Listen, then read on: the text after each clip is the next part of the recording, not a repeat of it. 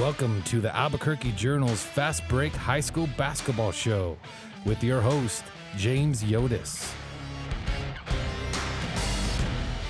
This show is sponsored by Western New Mexico University. Hi there, everyone. Welcome to the Albuquerque Journal's High School Basketball Podcast. We are calling it Fast Break.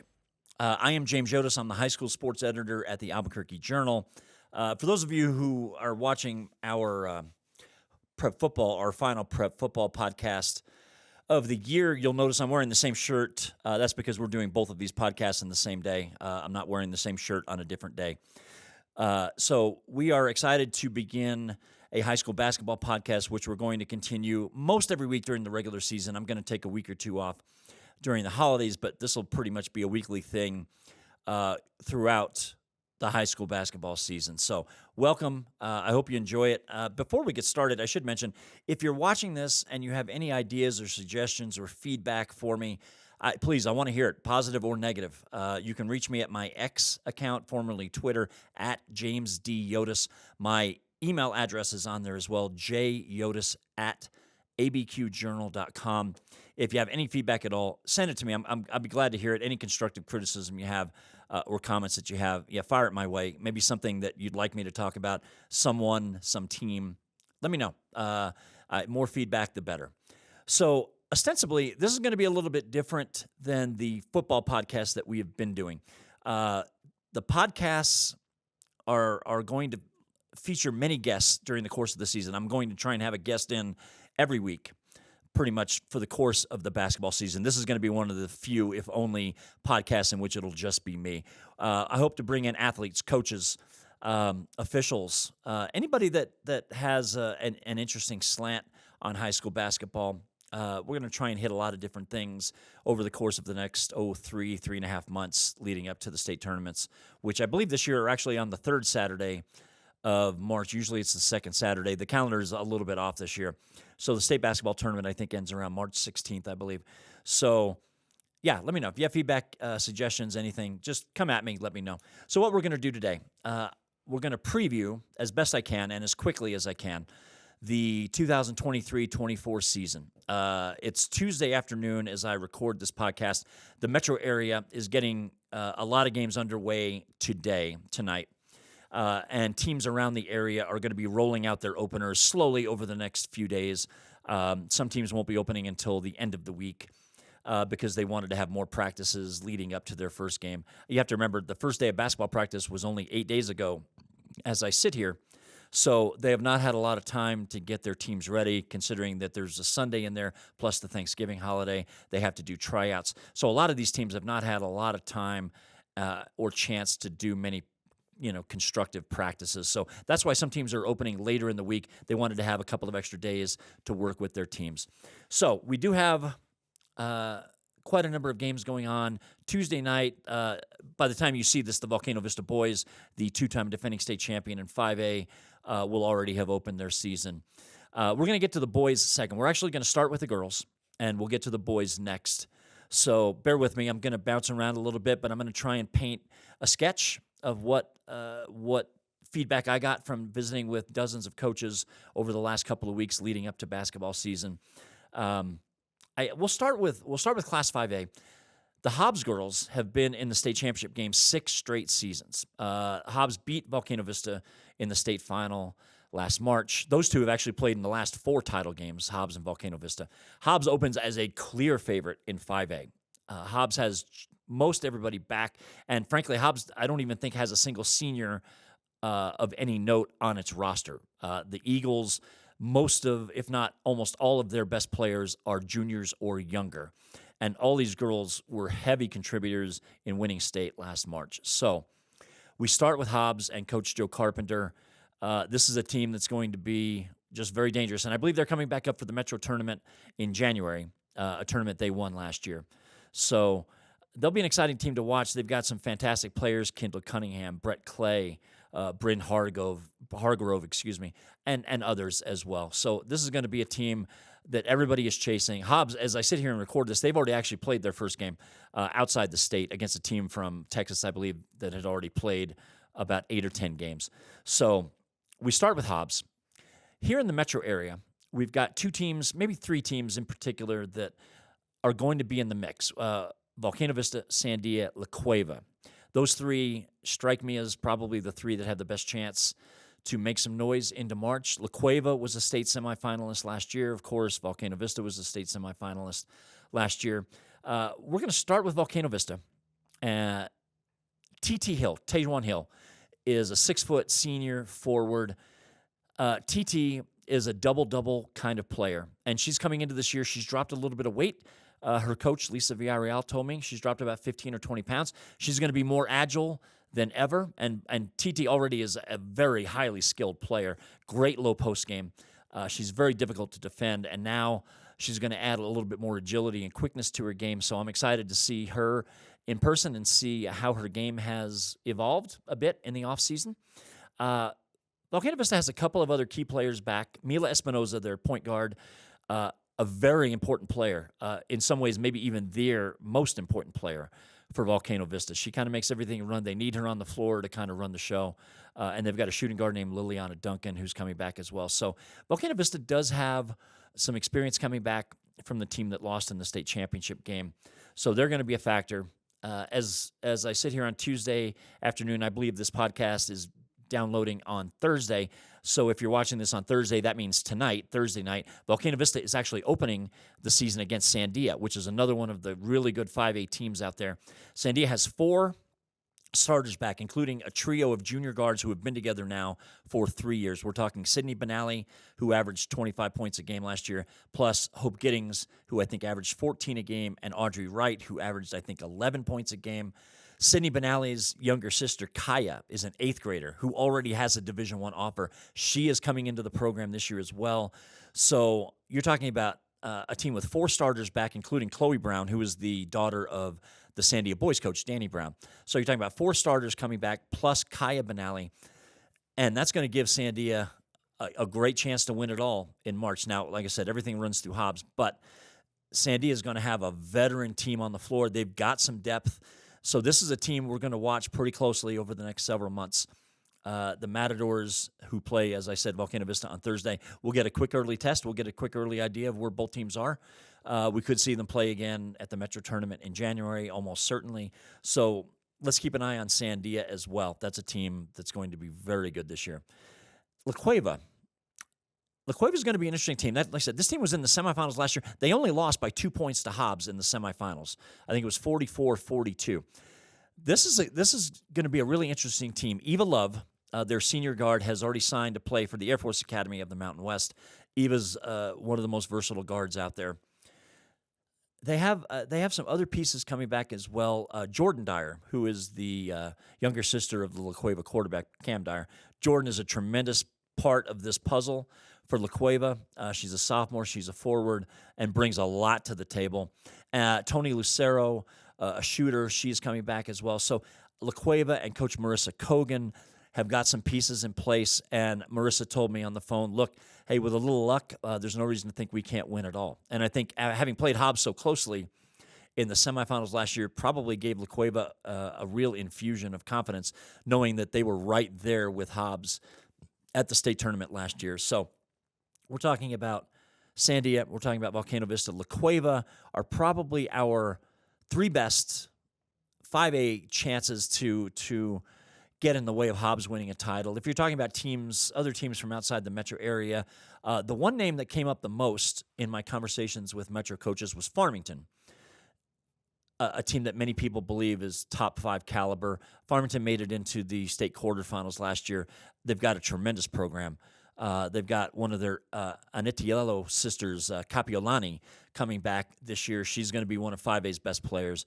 So that is going to be an interesting team, to watch from outside the metro area.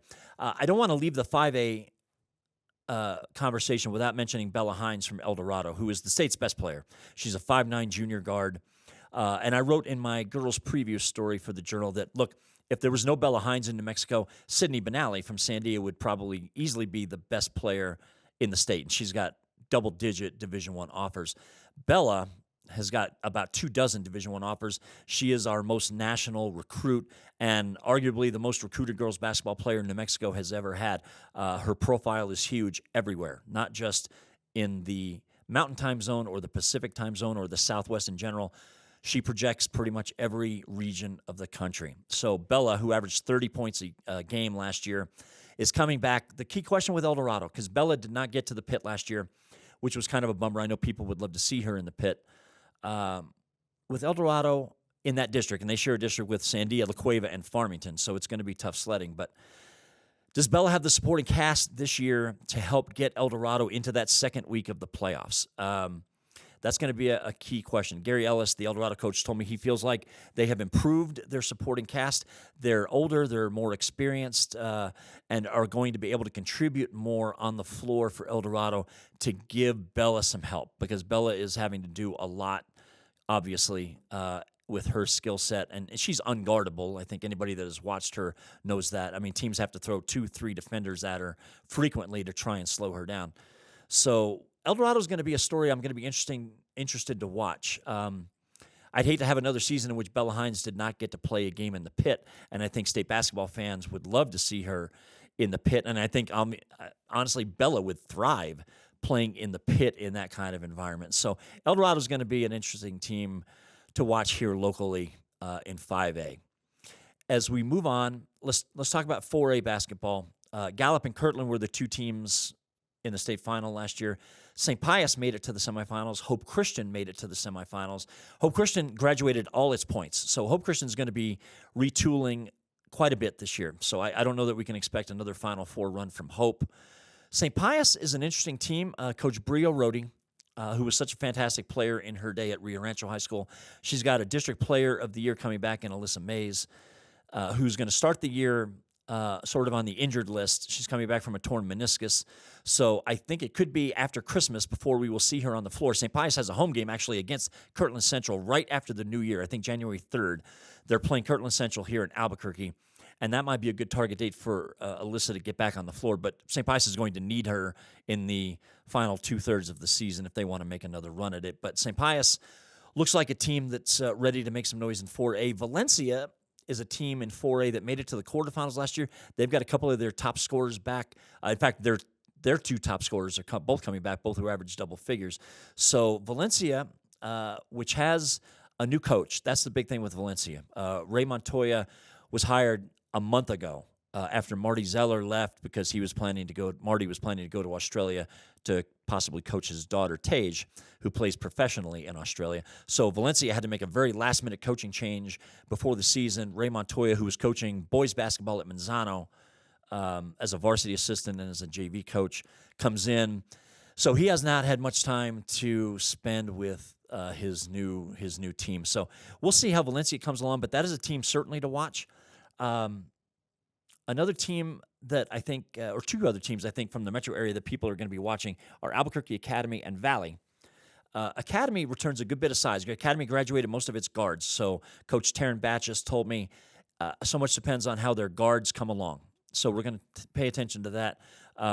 They've got a 5'11" sophomore named Addie Spratley, very talented, can play any position on the floor. We'll see how she comes along, but Academy's got good size. Valley is also in this district, and Valley's got some talent coming back. They have a good number of their players coming back, and from the feedback that I received, it sounds like many people expect Valley to have a really good season. So we're going to keep an eye on Valley as well. Moving on to some of the lower classes, Sandy Prep. They lost their best player to graduation, so they're going to need to find some scoring in 3A. They're probably the metro area's best hope to make some noise down the road. Felicia Boatman, who used to be the coach at Cleveland High School, is now the head coach at Manal, which is a 2A team. Felicia really likes her group. She believes that they certainly will contend. And, of course, Felicia's husband, Gary, is both the Manal athletic director and the boys basketball coach. So good to see Felicia back in the fold. She's going to be coaching her daughter, Charlie, at Manal. So we expect to see some things there. None of the 1A schools here in the metro area really made a lot of noise last season, so we'll see how that plays out. We'll be keeping an eye on them. Schools like Evangel Christian in Oak Grove and Evangel Christian Chesterton Academy. So we'll see how that pans out. So there you have it. A quick look at the landscape for girls basketball this year. And it should be a fun season. We'll see how that plays out. As we think about the basketball season getting underway this year, we needed to talk briefly about a new rule that has been instituted. It came down from the NFHS, which is the national organization that governs high school athletics. So in New Mexico this year, you're going to see something a little different regarding free throws, foul counts. And let me briefly explain first what we had, and secondly what we now have. So it used to be when you watched a high school basketball game, at the seventh foul, you would have what is called a 1-and-1 situation, and then when you got to the 10th foul in a half, you would shoot 2 shots, except, of course, on an offensive foul. This is the way it's been done for decades. The NFHS has put in a rule that will change this, and it's going to be a bit of an adjustment, I think, for all of us. So the new rule, in essence, resets the foul count after every quarter. After the first quarter, of course, at halftime, then at the end of the third quarter. And what we now have is when we get to the 5th foul of a quarter, as long as it's a common foul and not an offensive foul, every team will shoot 2 free throws at the other end. There are no more 1-and-1s in high school basketball in New Mexico. The only time you're going to see a single free throw is on a made basket when a player is fouled. Otherwise, it's going to be a 2-shot foul pretty much all the time now. So this is going to take some getting used to. This is the rule that exists for women's college basketball, not for the men. So when we get to a 5th foul in a quarter, the other team will shoot 2 free throws. And at the end of the quarter, everybody goes back to 0, and we start again. So one of the big questions that I think coaches are going to have, and one of the issues that we'll see play out is, without those 1-and-1 situations, which often are pressure-packed free throws sometimes at the end of a game, how is that going to change the dynamic of the game and how coaches manage a game, manage their personnel without the 1-and-1s? So I thought everybody should be aware of this rule. It's going to take some getting used to. And we'll have to see. We'll visit this topic again in a podcast during the season as we look a little bit at how this affects the number of free throws being shot by each team, and also the length of the game, and whether this will shorten a game, add time to a game. We're not sure yet. So it's all very new, but it's going into effect starting with this season. Education and training at Western New Mexico University is accessible from every corner of the land of enchantment, providing limitless opportunities towards success for more than a century. And now, through the New Mexico Opportunity Scholarship, tuition and fees are covered for anyone looking to start or start over. Along with free tuition, books are always included for every WNMU student, assuring your only worry is how far you can actually go. Lift off toward your future and endless potential at WNMU today. Okay, let us segue now to boys basketball as we continue our quick preview of the 23-24 season. The boys season is going to be very interesting, starting with Volcano Vista. And, of course, as I record this podcast, Volcano Vista is playing tonight against St. Pius Tuesday night. As you watch this podcast, hopefully on Thursday when we drop it, Volcano Vista has a big game, a road game at La Cueva on Thursday night, which is certainly going to be a great early test. La Cueva, of course, is just getting back Cam Dyer. It's quarterback from the football team, so it's going to take him a little while to get up to speed. But why don't we talk about the boys? Everything starts with Volcano Vista. Look, Volcano Vista has won 2 straight titles. They are trying to become the first team in 21 years to win 3 championships in a row in the big school boys division. Hobbs was the last one to do it in 2001, and then Hobbs went out and won a 4th straight in 2002. So nobody has won more than 2 in a row in 21 years. 2001 would have been the year that Hobbs won its 3rd straight title. However, there is something bigger at play this year, much bigger. I looked it up. Not a single Albuquerque school ever in the large classification has ever won 3 state titles in a row. Nobody. There have been a few that have won 2 in a row. Nobody has ever won 3 in a row from Albuquerque. Other schools have done it from outside, as we mentioned. Hobbs, Las Cruces did it as well, I believe. But Albuquerque has never had a 3-time in a row state champion in the large classification. So Volcano Vista is going to be attempting to do that this year, and that's going to be a dominant narrative all the way through the year as Coach Greg Brown and his group look to have that rare three-peat. And I'm sure This is something that's going to come up a lot more when we get into late January and into February and early March. So Volcano Vista brings back one of the state's best players, 6'7", junior Kenyon Aguino. The kid really can do most anything on the floor. He's got a good perimeter game. He's good around the basket. He can defend. He can shot block. A very smooth and experienced player. And Kenyon really is a kid that so much will revolve around. He's already been offered, I believe, by New Mexico State. I believe UNM is looking at him, if not actually recruiting him. So Kenyon Aguino, really a tremendous player to watch. And so much of the burden is going to fall on his shoulders. Not all of it, but a good bit of it. Another player I wanted to mention briefly on Volcano Vista is a freshman named David Lund III, who already has a Division I offer on the table. He is a 6'4" freshman, and I know, having spoken to Greg Brown, the Volcano coach, he likes this kid a lot, and I think, judging from Greg's cryptic tone, I think everybody's going to get to experience what this kid brings to the floor very quickly, and he looks to be another really dynamic piece for Volcano Vista. So we'll see how Volcano Vista pans out. Like I said, they play La Cueva on Thursday night. That'll be an early test. If we're talking about teams that can challenge for a state title, there are a few on this list. Volcano Vista tops the list. The number 2 team in my mind is Oregon Mountain from Las Cruces. Oregon Mountain lost to Volcano Vista in the state semifinals last March by 2 points. And I will tell you, I felt this, and I know Greg Brown told me he felt the same way. Oregon Mountain was probably the better team on the floor that day. And Volcano somehow pulled out a 48-46 win to advance to the final. Volcano later, 2 days later, went on to beat Sandia in a very low-scoring championship game. In fact, I think it was the lowest-scoring championship game in like 70 years. So Oregon Mountain brings back just about everybody from this team. So if you're talking about teams from outside the metro area, you have to start with Oregon Mountain. Brandon Karras, their 6'5" kid, really was outstanding during the state tournament last year. And the Knights are going to be highly motivated. They're coming up here to play in the Albuquerque Academy tournament, I believe, in a couple of weeks. So we're going to get an early look at them. And that's a team that we're all going to be watching pretty closely. If we're talking about other teams here in the metro area that could contend, I think La Cueva is certainly on that list. Dylan Chavez, who was at ABC Prep, has joined La Cueva's roster. He was already a student at La Cueva, which is why he can come in and play immediately. He's a 6'5" kid. He is committed to UNM. So I haven't had a chance to watch him, really, because he's been with another team outside of La Cueva for the last couple of years. So Dylan Chavez comes in, 6'5", very talented kid, an explosive talent. We're going to see how much he brings to the table. We talked about Cam Dyer briefly joining the basketball team after football. May take Cam a couple of weeks to find his basketball legs, but he's such a superior athlete. His transition probably won't be very long. There are other pieces on this team to kind of keep an eye out for. Just as a quick side note, Eric Jacobson, who is 6'8", and the younger brother of Daniel Jacobson, the 7'2" kid who used to play at La Cueva, left the state, went to South Carolina to play a prep school, now is in New Hampshire, and recently signed with Purdue.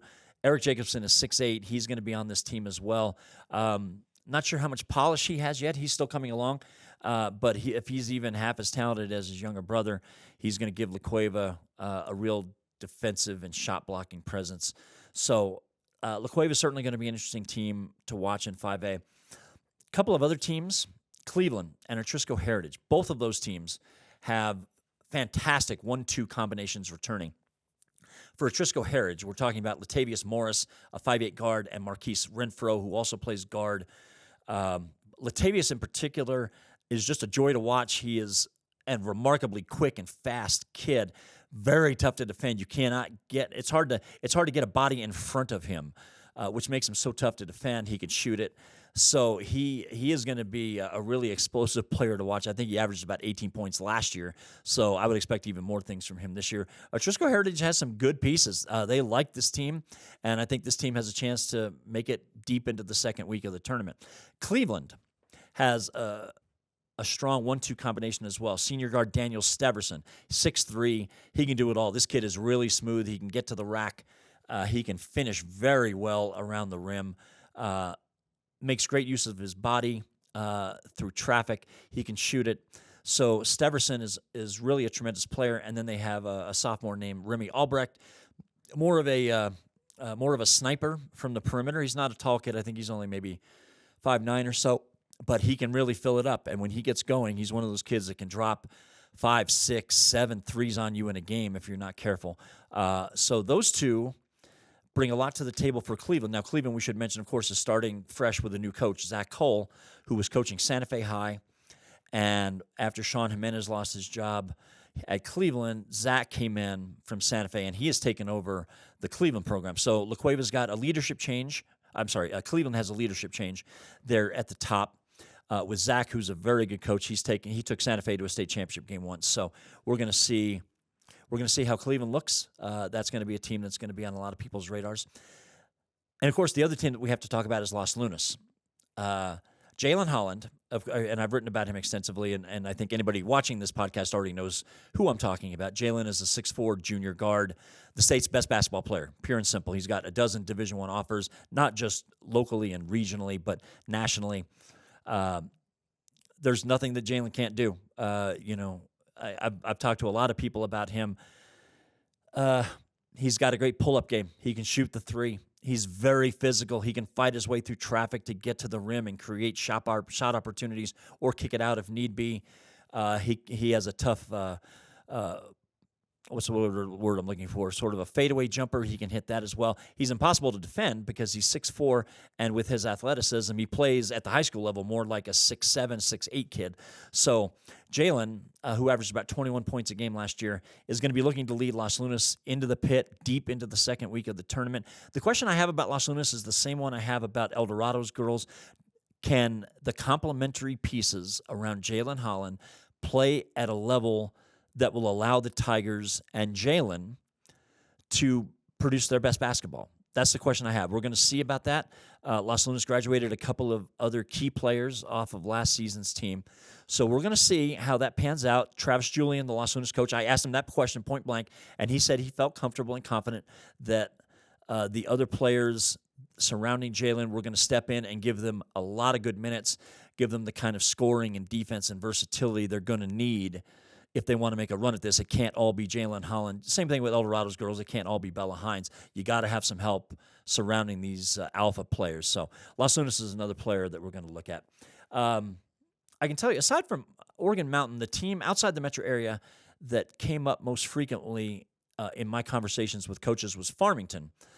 And Farmington is going to be in a very competitive district with La Cueva, with Sandia. Thomas Adams is the best player returning for Sandia. And I think Danny Brown likes his team quite a bit after losing in the state championship game last year. La Cueva, we just talked about. West Mesa was a number 4 seed at state last year. Elijah Brody is back. They're a great quarterback, but he was the district player of the year, Elijah was, last season. So Elijah brings a lot to the table. West Mesa's retooling in some other areas, but as long as they have Elijah, I think they're going to be still very competitive. So in that district, when you consider Farmington and West Mesa plus El Dorado, a team with Josh Jackson, big 6'4" kid who can really do a lot. He's going to be maybe a top player to watch here in the metro area. So when you factor in West Mesa, El Dorado, including Farmington, Sandia, La Cueva, that district is going to be really fun to watch. Danny Brown, the Sandia coach, told me he thought they might even have the best district top to bottom of all the 5A districts. We'll see if that proves to be true or not. Of course, District 1 is where most of the state champions have been coming from the last decade. Cleveland is one state, Rio Rancho is one state, Volcano is one state, Atrisco Heritage is one state. So you've had 4 different schools win state out of that district in the last decade. So you have Volcano Vista really at the top, Cleveland. Rio Rancho has a kid named Jaden Johnson, an excellent player, kind of an under-the-radar player. Keep an eye on him. He's a kid that could average 20 a game, brings a lot to the table. And Wally Salata, the Rams coach, told me that they're expecting to debut kind of a new style this year. I don't know what it is yet. I haven't seen it. He wouldn't tell me what it is. So we'll see, but he said it's going to be something new and different for him. So Rio Rancho might be a team, a dark horse as Wally described them. We'll see if that pans out as well. As we think about District 5A, you have Los Lunas, which we just mentioned, Albuquerque High, and Coach Leroy Barella. They've got a really good all-district guard in Isaiah Maldonado, and they figure to be much improved. I don't know where they're going to fit in the overall picture yet. I need to see something from Albuquerque High first. Rio Grande lost its best scorer and best player. They returned a big kid named Santiago Gonzalez, who's going to be a double-double kid for the Ravens. We'll see how the rest of that team comes along. But so that kind of gives you a handle on how things shake out in the metro area districts in 5A. As we move into 4A, this is going to be really competitive this year, 4A.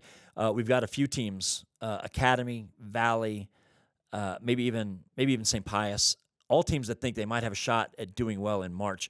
Of course, Academy is the defending state champion. They beat Hope Christian in the state championship game last year, and they had a couple of key graduations, but they returned one of the best players in 4A, 6'3" guard Joe Jack.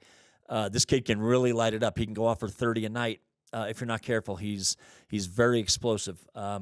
So we'll see how the Chargers look. The Chargers are starting over in a couple of other areas, but I think most people look at them and feel like they're going to be a team to compete for a blue trophy in March. Valley and Coach Easy Panas, that's a team with a lot of seniors coming back. I think they have 10 players coming back from last season.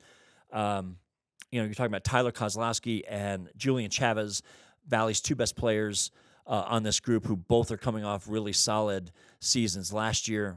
So Valley's got size, they've got guard play, they've got experience, and this is a team that lost by a bucket to Academy in the semifinals of the 4A playoffs last March. So Valley was right on the fringe last year of being in the state title game.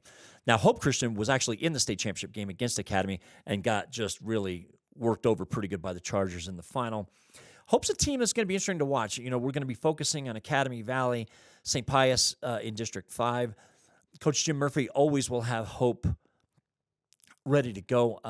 That's a team, but I have more questions about them. We're going to see how they pan out.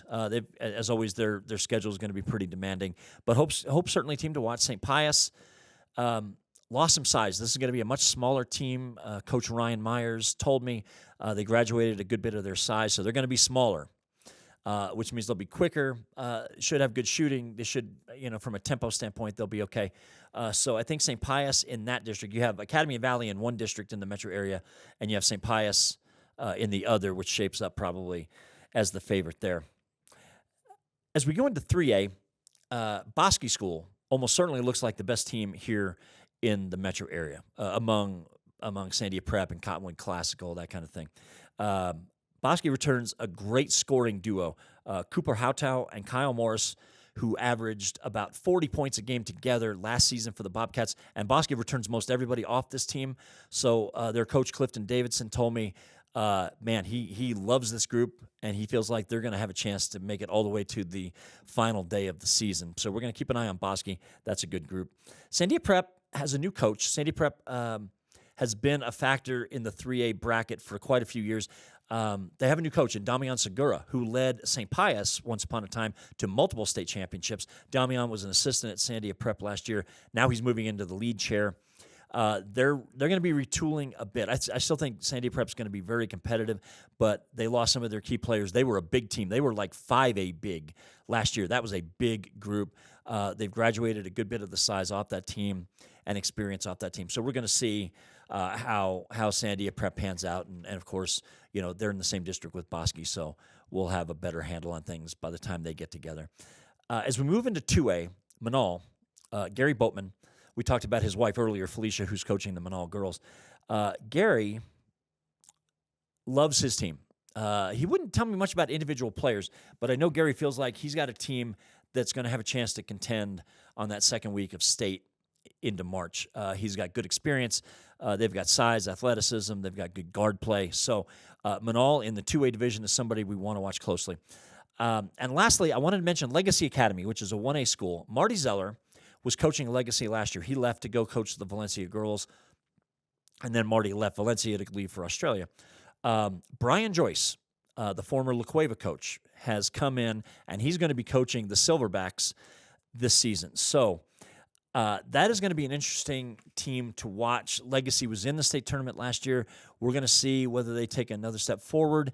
With the coaching change, you never know. Different style, different personality, different atmosphere. So we're going to see how Legacy adjusts, but that's certainly a team I'm going to be watching pretty closely over the next 3 months.